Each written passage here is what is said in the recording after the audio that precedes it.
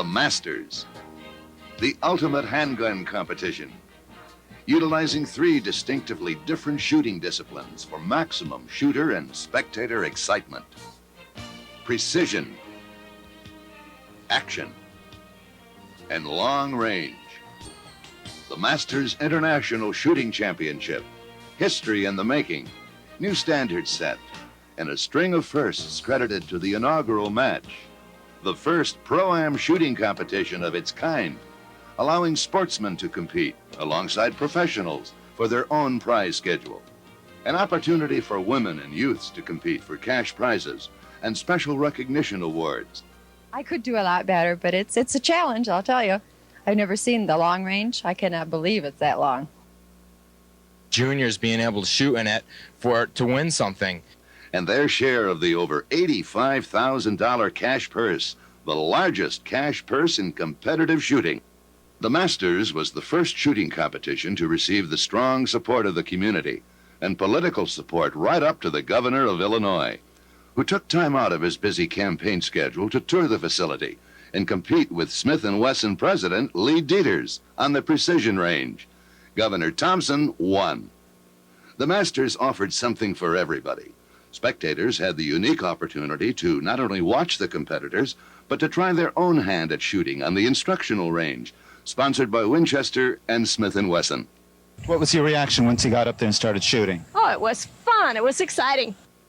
Competitors had the chance to compete with family, friends, and shooting associates. And the fellowship with other shooters and learning and meeting people and learning different shooting positions and styles is very good. And the industry, an opportunity to share a common goal of promoting shooting sports and good sportsmanship. Let's take a look at the range selected for this world-class event. It was unlike any other shooting range in the world.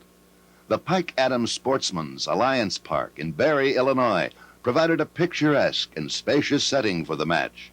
Shooters and spectators were welcomed by the sight of landscaped grounds, an abundance of trees, picnic groves, and spring-fed ponds. Many could have mistaken this shooting range for a golf course or a town park for family enjoyment. It was an ideal setting for the 3,500 paid spectators who came to watch the Masters, a record-breaking attendance for any professional competitive shoot.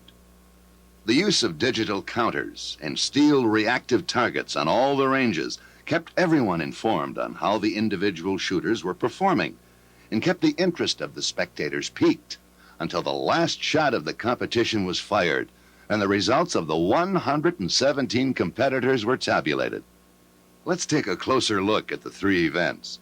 The American Handgunner Precision event required precise accuracy and a steady one-hand hold. Only .22 caliber revolvers and pistols were allowed. Unlike traditional bullseye shooting, being close here would not be good enough. You had to be right on target to score. Competitors were required to shoot at two banks of steel reactive targets at 25 and 50 meters. The highest achievable score was 45 points. And the professional shooter to walk away with first place with a score of 27 was Alan Fulford from Vienna, Georgia. John Lewis from Prairie Village, Kansas, took the first place spot in the sportsman's class with a score of 19. The long-range event, sponsored by Simmons Scopes, offered a challenge that intimidated even the most accomplished silhouette shooter.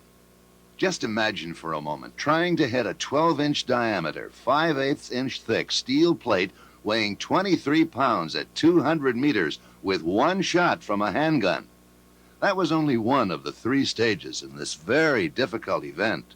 Shooting distances ranged from 75 to 200 meters, with the shooter required to stand in the first stage and freestyle the remaining two. Most shooters opted for a prone position in the last two stages. Placing first in the professional class with a score of 31 out of a possible 45 was Jim Clark Jr. from Keithville, Louisiana.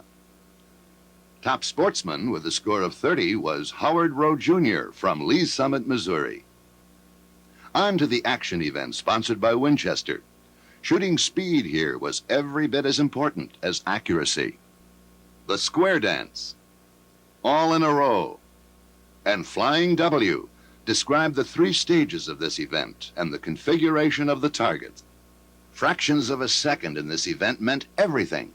The difference between the first and second place winner was only 3/4 of a second. It was the option of the shooter how they wanted to clear the targets. They were restricted to a maximum of 6 shots to knock over the 5 targets. It looked easy until you got up there. Once in ready position, the sound of the buzzer was your signal to start. The fastest time recorded to knock down 5 targets was 2.36 seconds. Robbie Latham from Mesa, Arizona, not only set this record, but also walked away from the action event in first place in the professional class with a total score of 28.77 seconds. Wes Myers from Miramar, Florida, placed first in the sportsman's class with a score of 37.76 seconds. In addition to the 3 events that would determine the aggregate score and ultimately the master shooter, the Masters offered several fun shoots or shoot-offs for sportsmen and professionals. 3 daily shoot-offs sponsored by Clean Bore Incorporated, Bianchi International, and Cabot Ear Division saw 24 shooters from the sportsman's class compete, man on man, for a $1,000 winner-take-all prize. Shooting at balloons and exploding targets added to the excitement. The winners of the 3 daily shoot-offs were C.T. Bryan, Dwight Stearns, and Linda Perry. For the jaw-clenching competition between the top 16 shooters, the Guns and Ammo High 16 shoot-off saw Lady Luck play a major role. A spin of the wheel determined which shooting discipline would be used. And through a process of one-on-one competition and eliminations, the top 3 winners were determined. Brian Enos from Mesa, Arizona, walked away as the winner, with Rob Latham coming in a close second. So who was the top shooter of the Masters? As everyone in the match predicted, there was no way to determine who would win, only that the key to winning was to score consistently in all 3 events. 37-year-old Wayne Bowker from Long Beach, California, was proclaimed the winner. Registered in the professional class, Bowker placed 3rd in the action and precision events and 6th in long range. Bowker walked away from the Masters with $9,700 in cash and an engraved Rolex Oyster perpetual wristwatch donated by Rolex through Damon Hurdle Jewelers.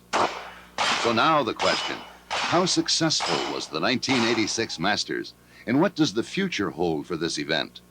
A quick look at the editorial coverage given and industry reaction will give you the answer.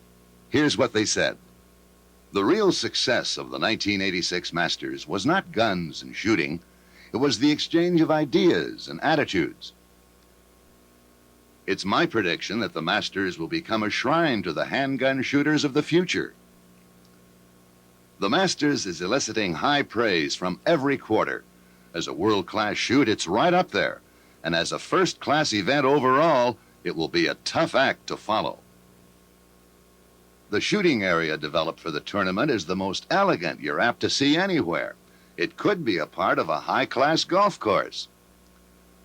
The first Masters was a success in every way, from Wayne Bowker capturing the overall championship in fine form, to the governor of Illinois making a surprise appearance and getting in a few shots.